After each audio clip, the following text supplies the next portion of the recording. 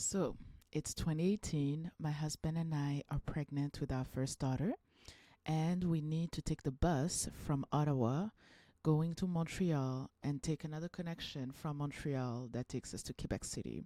While in the bus, I tell my husband, can we please sit all the way in the back because I'm super pregnant. No, I wasn't super pregnant. I was super sick while pregnant, right? I was in my first trimester. So he says, okay, fine. We sit in the back and I just pass out. I sleep on him. And you guys, I woke up throwing up on the lady sitting in front of me. So I'm vomiting on this woman, and she is like, asking all the questions. What's wrong? What's going on? While I'm throwing up. So my husband is responding. He's apologizing on my behalf. And he's just telling her, I'm so sorry. She's pregnant. She's super sick. And, she was sleeping. I think she didn't know that she was going to vomit. And then, we asked the bus driver, it was a covoiturage, right? So we asked the person who was driving, hey, can you stop so that I can change my clothes and she can change as well? We stop and we go in the bathroom and change. This woman is following me around, y'all, and asking me constantly if I'm okay. So it's super nice, super sweet. But it quickly becomes old because I'm grumpy, I am sick, I'm pregnant, I don't know her, you know? And to be very honest with you, I was I was not having it. I was not feeling great. So fast forward to a few minutes later, we're back in the car and she starts asking us questions. Hey, how long have you been in Canada? Hey, what are your names? Where do you work? What do you do? And you guys, I don't know if you're pregnant or have been pregnant and sick. You probably understand how I was feeling. I did not want to talk to anyone. I didn't want to talk about my career. I did not want to talk about anything. So she's asking us all these questions. And although I felt sorry for what had happened, I did not want to chat. So my husband is being polite and he's answering all these questions. And she starts telling us that she has connections and what are our dreams? What are we praying for?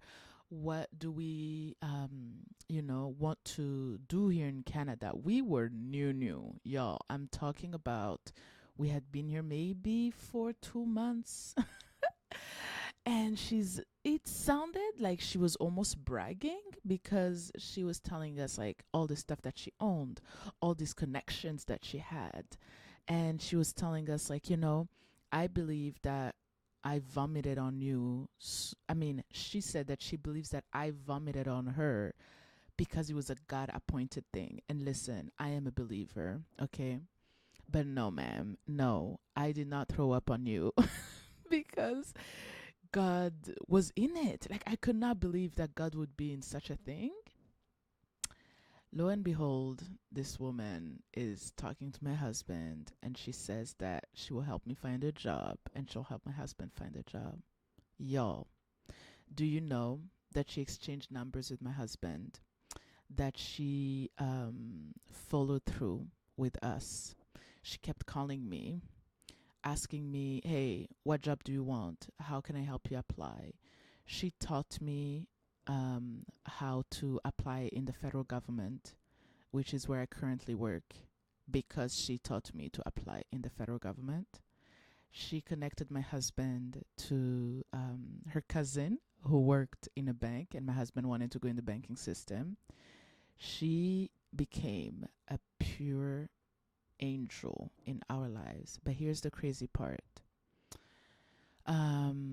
She got us all these connections and was able to get my husband in, and I was able to get the job that I wanted in the government.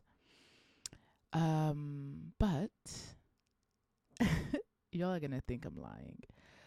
But when I gave birth to our daughter, of course, I sent her a message and I said, hey, we're going to have the baby, the baby that you've been helping.